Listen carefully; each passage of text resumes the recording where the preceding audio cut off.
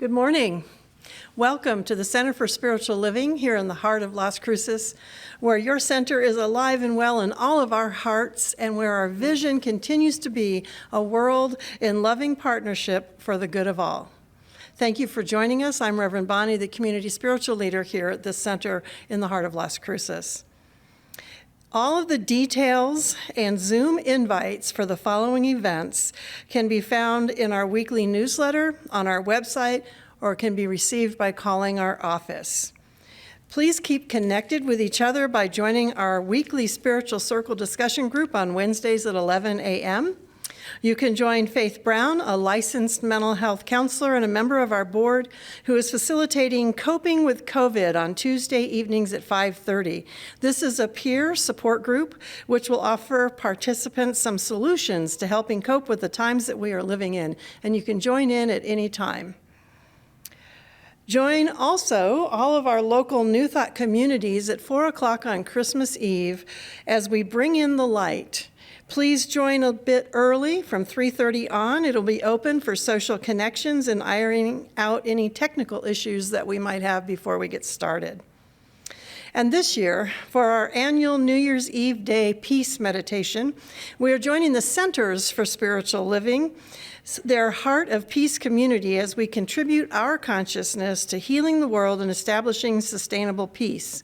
We will join with more than 500 million people from an array of faith traditions and philosophies across 7 continents, meditating simultaneously on December 31st this year at 5 a.m. our time, as we will Zoom together with our larger CSL community. Also, our 2021 spiritual journals are here at the center for purchase from our bookstore. These journals are for you to jot down notes and thoughts from our Sunday celebrations. And again, I want to thank Pam Hett, who has volunteered to put some of our treasures that are being donated for our treasure sale up for sale on eBay or Facebook. But we still need someone to help complete that sale and connect the items with the people making the purchases. So we need a volunteer to help with that end of this process. We fully believe in the principle of circulation and prosperity, and therefore we are a tithing community. And you can volunteer to join the tithe committee, which meets over Zoom to help determine where our tithes go. This month, 10% of what we receive is being tithed to La Samia Food Center. La Samia Food Center's mission is to build a healthy, self-reliant, fair, and sustainable food system in the Paso de Norte region of southern New Mexico and El Paso, Texas. Now please welcome our practitioner in service. Good morning. I'm Barbara Reeser, your practitioner in service today at the Center for Spiritual Living in the heart of Las Cruces, New Mexico. Just a reminder that our practitioner group is available to offer affirmative prayers with you over the phone. If you need a number, just call the office and one of us will get back with you to work with a prayer. And don't forget, we have a new prayer request button on our website offering you the electronic option to send us your prayer requests. And as always, on Tuesday afternoons, our team of practitioners and ministers will be working with you and for you on your prayer requests. So now it's time for song, silence, and a prayer. In this moment, I am love. Love is this moment. Love, love, love. This moment is what I am.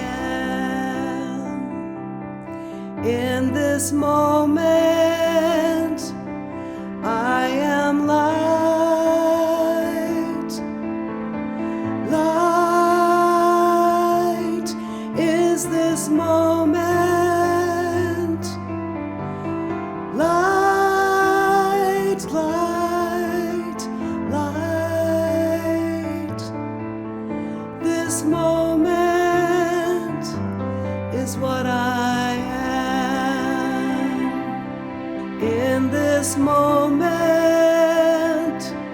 I am still,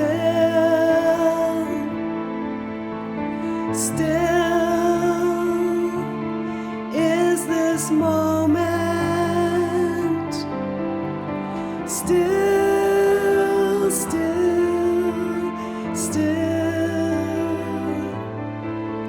this moment is what I am.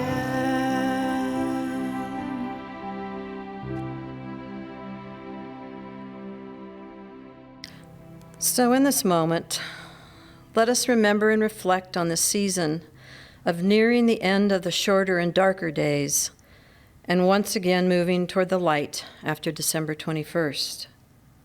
And even as the seasons change from dark to light, the light within us, that eternal spiritual pilot light, is always available. We use our light for our comfort and healing, and shine it on others so that they may experience the truth about themselves. And in this season of celebration and reflection, let us bless our Center for Spiritual Living, Reverend Bonnie, the staff, musicians, and volunteers who have kept our ACES afloat this past year, and for all the speakers who have stepped up to participate and share their insights on spirit. We give thanks, we give our energy and light to one and all, and we say, and so it is. So the reading today is from Practicing the Presence by Joel Goldsmith. The true spiritual healing is not something that takes place in the body or in one's affairs. It takes place in the consciousness of the individual as the soul is opened. It is a regeneration more than it is a healing. Everything embraced within consciousness, body, business, home, responds to the soul and is open to the light of truth and the activity of God acting as individual consciousness. God is not a healer of disease. God is an infinity of being. God is spirit, and besides God, there is nothing else. God's grace removes every obstacle from our path because the light of truth reveals that there was never a power in the so-called obstacle. When we find our inner peace, we shall find that omnipotence, omnipresence, is governing us, and all of the things which we feared, people or conditions, automatically disappear because of their nothingness.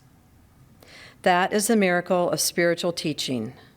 It is not truth over error. It is not God over evil. It is not some great big God that does nothing or something to some even greater and more terrifying evil. A spiritual teaching is a revelation of God as infinite individual being, as spirit, omnipotent, omniscient, omnipresent, besides which there is no other. In that realization, darkness disappears and light comes in. And so it is. As I was writing this talk, I began thinking about some bits and pieces of songs that I'd written in Costa Rica but not finished. And then, of course, miraculously, they all came together because they all wanted to play together today.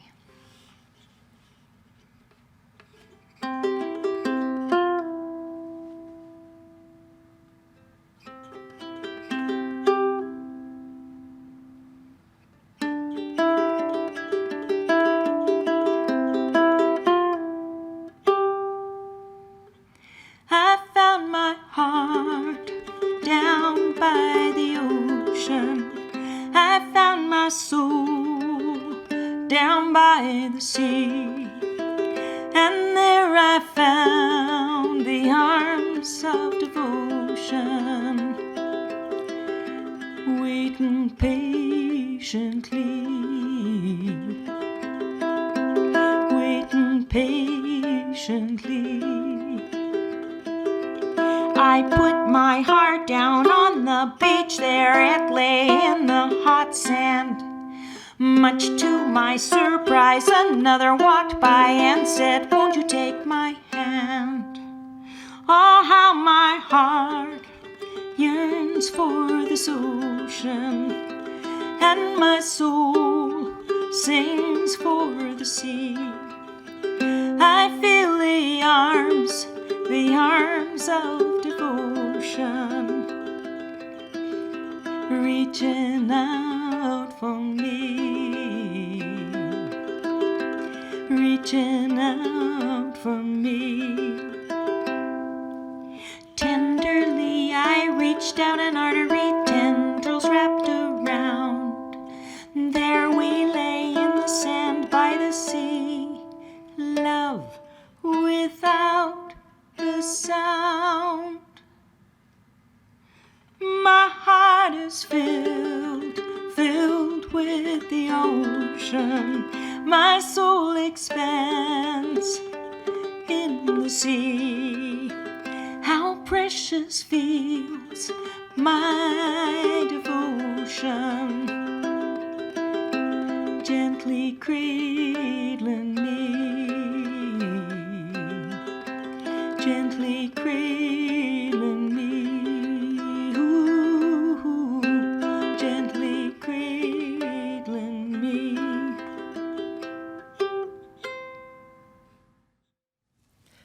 Our speaker today is practitioner Liliane Pilot, who has spent much of her life as a spiritual seeker. She is an artist, writer, speaker, teacher, and musician. For 10 years, Lily was part of the CSL Edmonton, Canada Music Ministry and earned her practitioner's license in 2012. She also is trained in the use of sound and music and healing, has a degree in arts administration, was a licensed practical nurse, and is an avid traveler. She has lived in several countries and explored many more. All of these things have informed her spiritual journey. She is now running a nature retreat center with her husband Doug, and has opened a small art gallery at the Domes in High Rolls, New Mexico. And she is happily nestled here in the arms of our center as one of our practitioners and speakers. Please welcome practitioner Liliane Pilot. Good morning, everybody. My name is Liliane Pilot, and as always, it's my very great pleasure to be here with you today.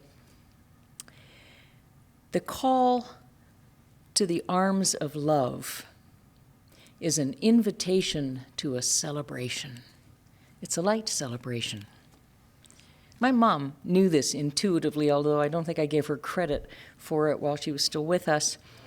And for the most part, she lived her life in this way. Of course, she had her moments. Her birthday was on December 23rd, and that just ground her gears her whole life long. And she was also a florist, so of course she had to work right up until Christmas every year.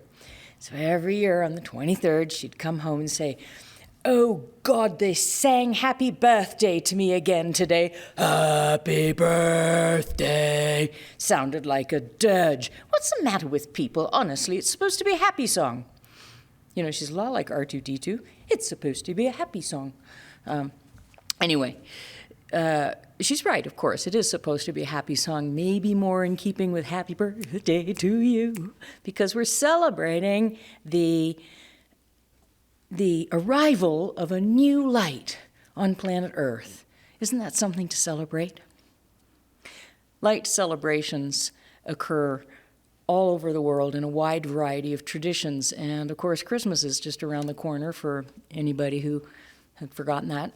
And that's the big gun, and that's awesome. But shouldn't we really be celebrating light every day?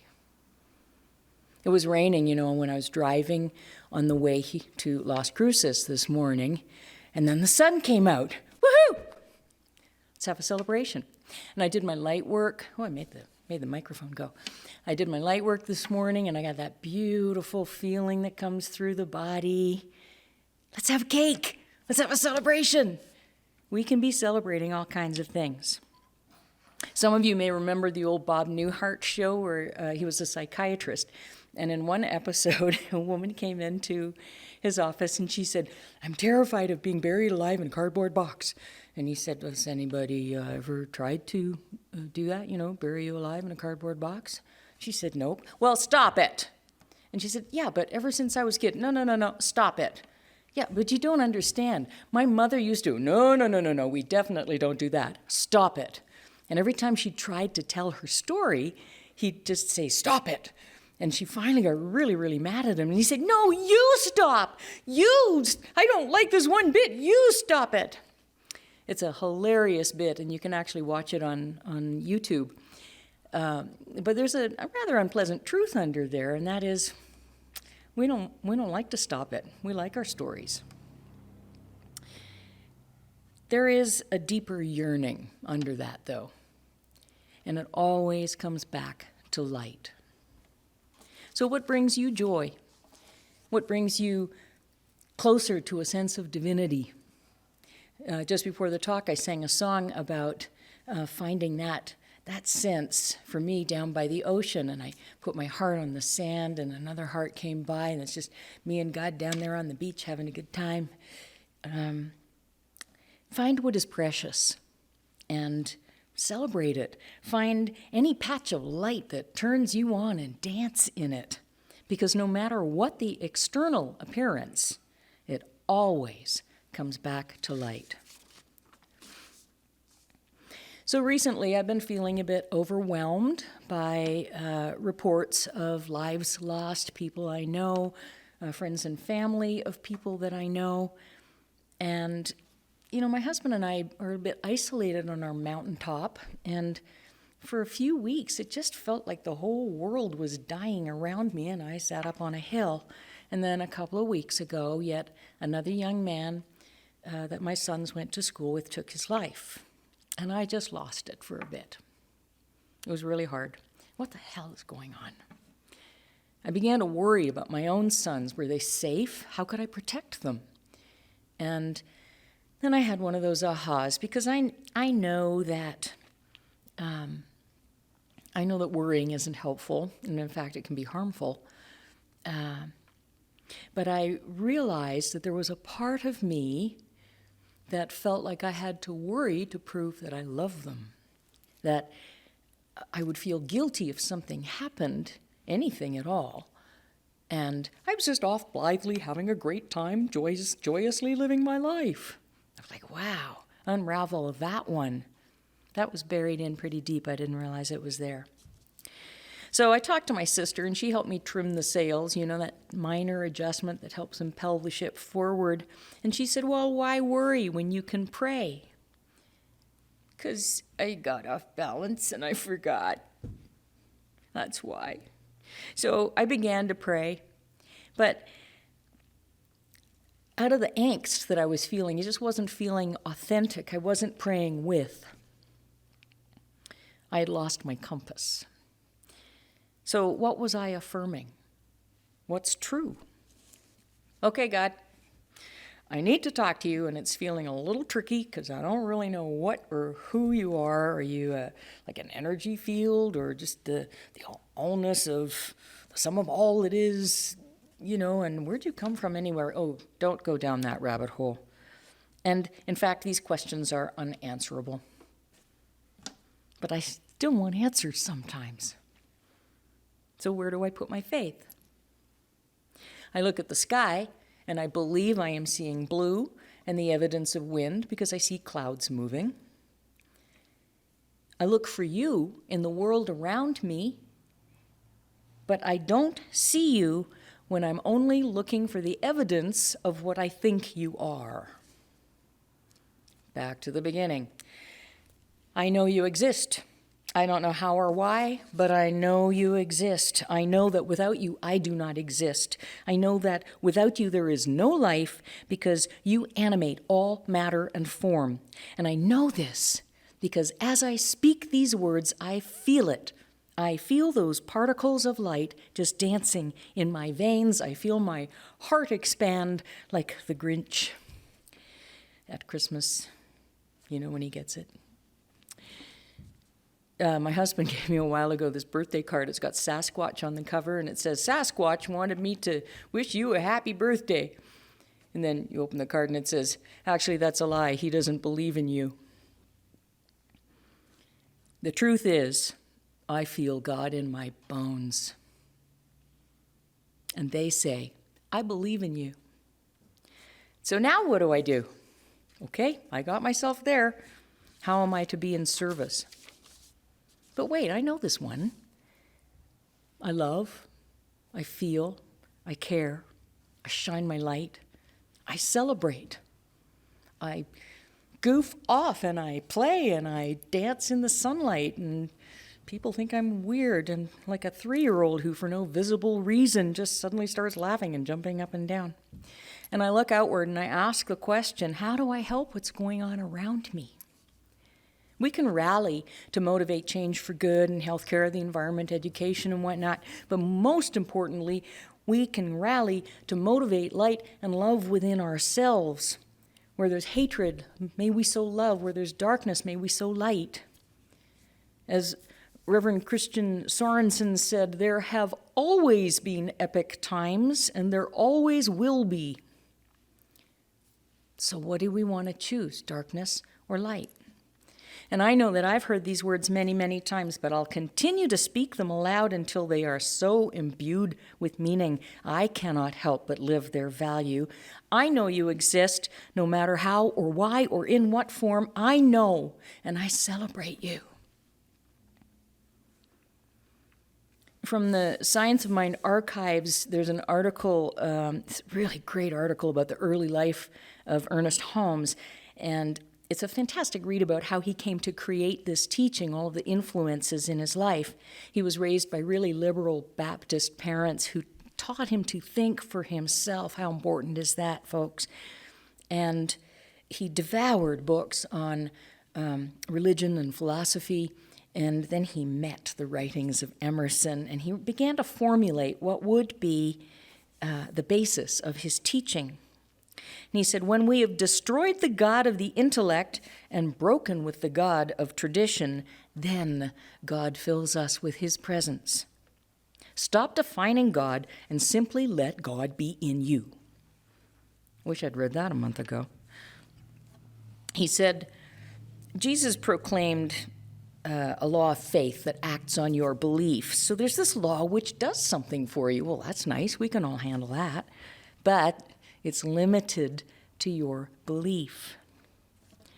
The gift of life is not complete until this is accepted. Your celebration of life, of your own light, hinges on your belief. Luke Skywalker, when he saw Yoda lift his X-Wing out of the swamp using only his mind, said, I don't believe it. And Yoda said, and this is why you fail. On this planet is a pervasive atmosphere of disbelief I call great global doubt. That's the GGD. Don't get it mixed up with domestic product or anything. It's not the same. And it astonishes me that even after the mind-altering experiences that I've had after personal healing at the hands of incredible light workers, witnessing again and again what we call miracles, I can still find myself in the doldrums of doubt. How is this even possible? We're in the midst of a scary global event, and no matter what you believe, it's pretty unsettling.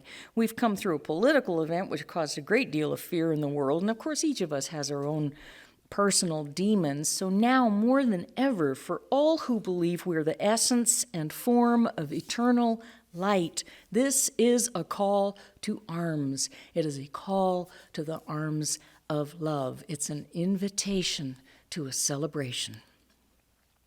Give yourself a hug.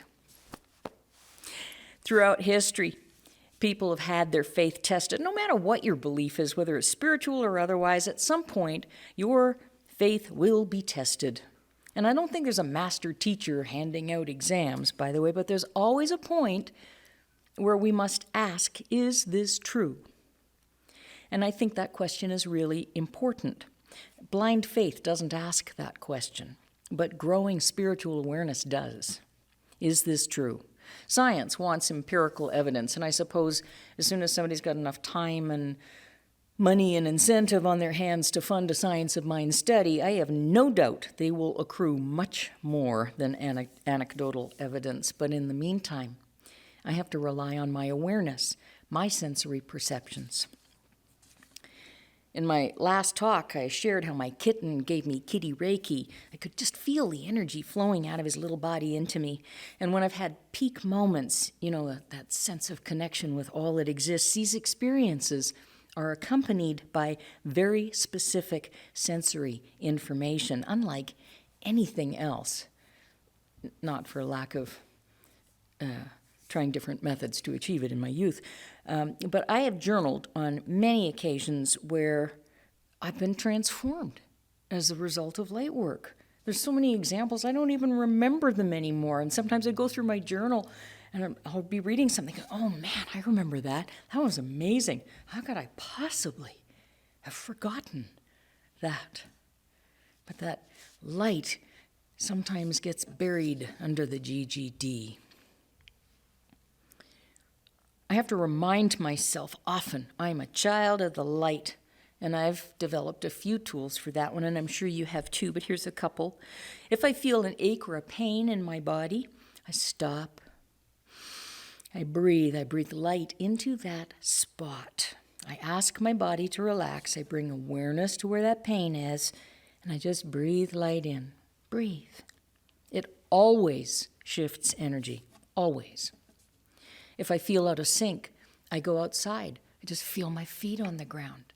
I look at the sunlight. I watch the way the light filters through leaves on the trees, and they do that little dance, and all of a sudden I'm not watching them anymore. I'm in them, and we're having this lovely time together. It always comes back to the light. I'll often take just a crystal or an icon from my altar at home, and I'll carry it in my pocket for the day. I'll feel it there. I'll touch it. It's a touchstone to remind me I'm blessed. And there it is, that sensorial shift that lets me know that through the ritual of my altar or whatever practice it is that I'm doing, that I have been altered. And we all have these touch points, moments where we can bring ourselves back, where we remember, and now to remember to celebrate. Bring the awe and wonder of a child into our experience. Giggle, jump up and down with excitement because it's all so much fun. And movement. Do you notice kids like to move? That movement is really important. It's really difficult to experience a sensation of joy in your body when you're lying on a sofa watching TV. The other day, a friend sent me a text, and she said, "Today is a good day. I love you." Yes. I love this. Let's appreciate these precious moments. Maybe keep a little journal and just jot them down, and then just read something every morning. Precious moments, light, love, yes, go.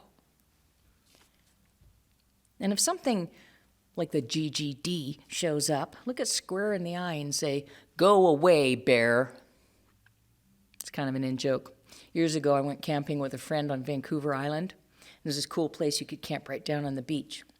But you had to park up by the highway and then, hike with your gear all through the forest and down to the beach. And there was a sign saying there were bears in the area. So I was setting up camp, and my friend was going back and forth getting our stuff from the car. And I said, "Well, what are you going to do if you see a bear?" And he said, "I'll just look it straight in the eye and I'll say, 'Go away, bear.'" And I laughed because, of course, everybody knows you don't look a bear straight in the eye. And then on his last trip, he seemed to take a long time. And when he got back, he said, "I saw a bear." And I said, "Oh, my God, what did you do?" He said, "I looked it in the eye and I said, 'Go away, bear.' And it did." So now something unpleasant shows up, I just go, "Go away, bear." It helps break up that energy field that's trying to find form, and then you can move into more elevated practices. Remind yourself, I'm light, I'm divine, I'm blessed.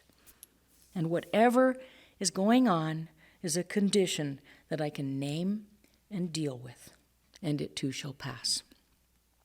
We must bring into the light whatever is trying to hide in the shadows, not to ruminate and dwell on it, but just to call it by name and say, "Go away, bear."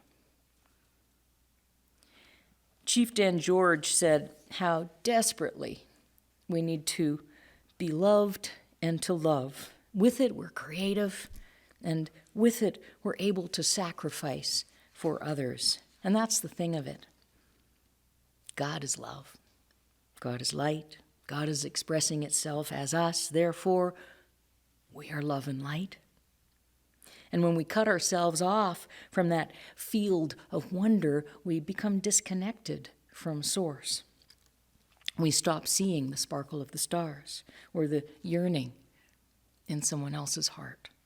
And it's so simple to stay connected. All we have to do is get over ourselves, get over the GGD, and say, go away, bear. Just a few days ago, you know how Facebook says, this is your memory from 5 years ago. And a lot of them are from when I was in Costa Rica, of course, that are showing up now. And so I read through this, and I'd forgotten all about it. Another one of those, wow, I forgot about that. I was living in a really rustic dwelling on the outskirts of San Jose. And a friend had just texted and said he hoped I was having a nice day, a great day. And amongst other things, it prompted me to pay attention to the rest of my day and experience it. And I was, in fact, having a fantastic day. And I wondered about what made it so. It was seemingly innocuous Sunday, just cooking, doing laundry. I was alone in the house. So this is what I wrote. I feel like I'm never doing just one thing here, but it's not like multitasking, and it has a way of keeping me present.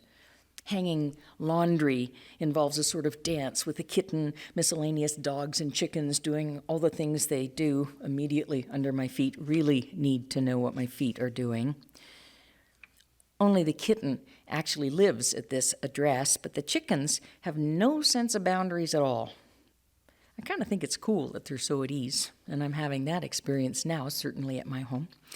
Monitoring the laundry is a whole new thing. It requires a certain attention. Will it rain? Won't it rain? It spits. I bring everything in. The sun comes back out. I put everything back on the line, and eventually I'm down to just moving one or two things. I putter. I love to putter.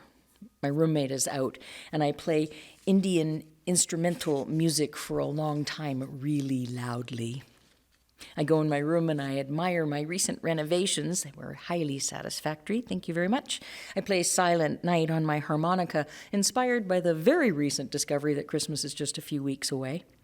The kitten thinks I'm its mother and is either curled up in my lap or taking a bold stance between my feet, just to prove how brave he is when the chickens come by, which could be in the house as well as not. She chases her tail for quite a while, and as far as I can tell, really has absolutely no idea that that pointy, furry thing is hers. The neighbors are extremely noisy, and due to some peculiarity in the construction of this house, and I use the term construction quite loosely, they distinctly sound like they're in my bedroom.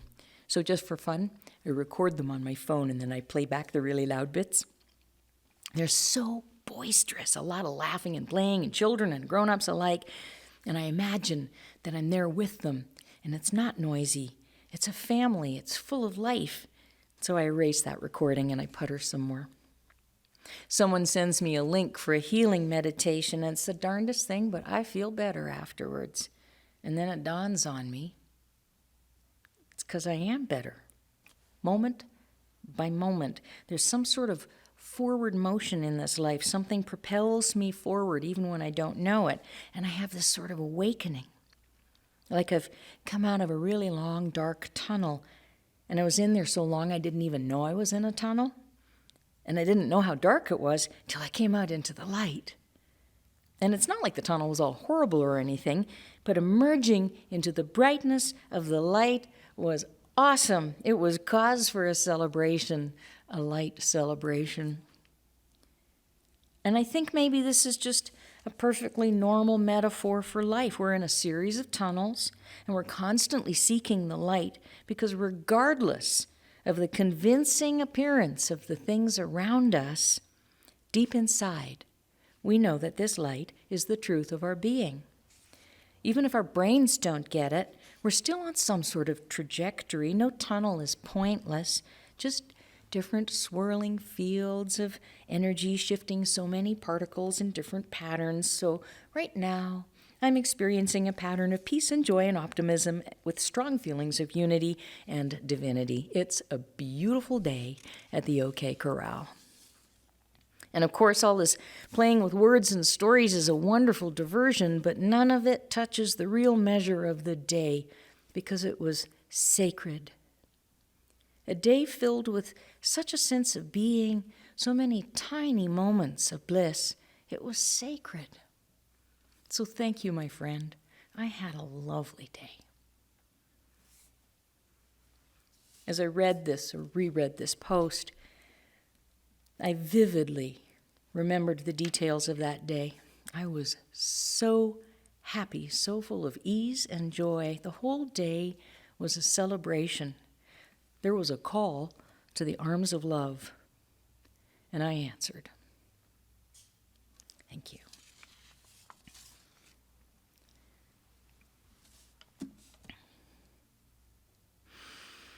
And so, God, we're back here again. God, I know your existence is my existence because as I declare you, I experience you. I experience me. I feel a lightness of being that can only be described as love and light. I speak you aloud and I see change for good in my world, and so I believe. And I pray that my experience of you is powerful enough to ignite the spark of you in others where it may lie dormant, and I pray that that spark becomes a glowing flame and a roaring fire until they too are impelled to look outward and be the change they wish to see in the world. All the great masters have understood this.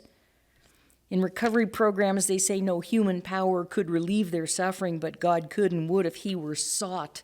And I think if he were sought, that's it. It's in the seeking, it's in the yearning to marry form and light that we are illumined. And so I continue that seeking. I cannot define the enormity of you with my words, but I can define my experience living as you, and I can choose how I feel about that experience.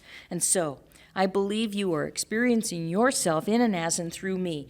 I choose the experience I have living as you. I choose to believe that you are the force field of love and light that illuminates all. Today, I choose to open my eyes and see. I choose to believe that I can shine this light called you so brightly that others cannot help but see an explosion of light and wonder upon the face of their experience on this earth. It is done as I believe. And I believe my word is powerful, and I believe that power multiplies where two or more are gathered. And so I ask you to speak aloud in the name of light, and there will be light. Believe with me in love and beauty, and we will live in love and beauty. Believe with me in a world shining with the glory of the one altogether lovely. Believe with me the shadow of the world has no power and hangs simply as a counterbalance to goodness, living in peace and harmony, living fully as the light beings that we are. And so we're gathered here to celebrate that, to celebrate all the traditions and practices that bring us to this elevated awareness, and I give thanks for all of it.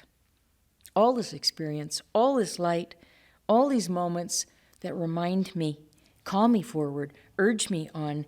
Thank you, God. Thank you, God, in me. And I know as I speak these words aloud, they are imprinted in the plasticine nature of the universe and returned to me as my experience, shining the glorious light of truth upon my soul. And so it is.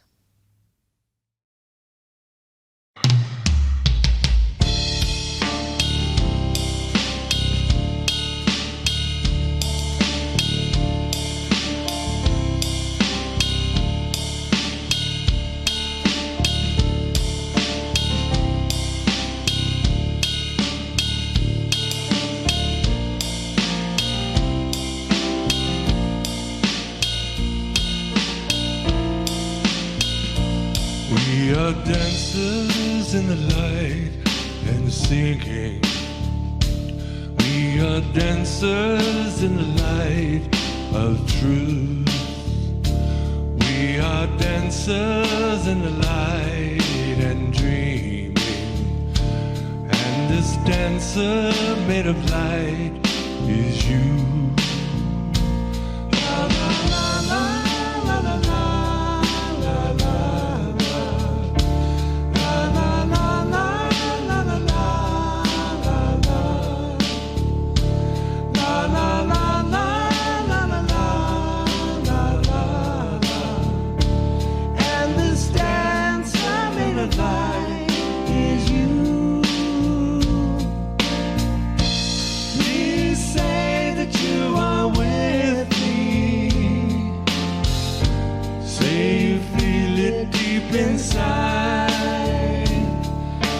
First you may not know it speaks so gently, but you'll see in time.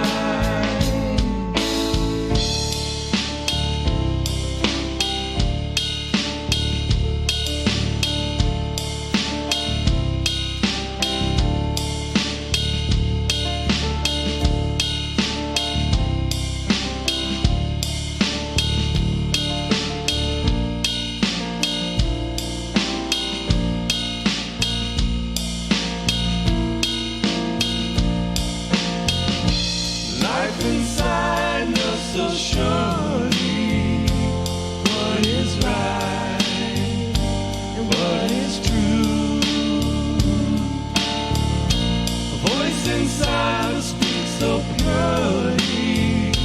Listen me, listen you. We are dancers in the light and singing. We are dancers in the light of truth. We are dancers in the light and dreaming. And this dance I made of light is true.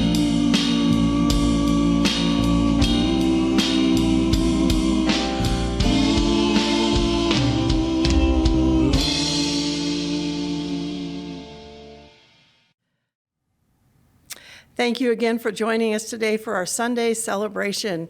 Continue to stay well, stay healthy, stay home, and have a wonderful, wonderful rest of your week.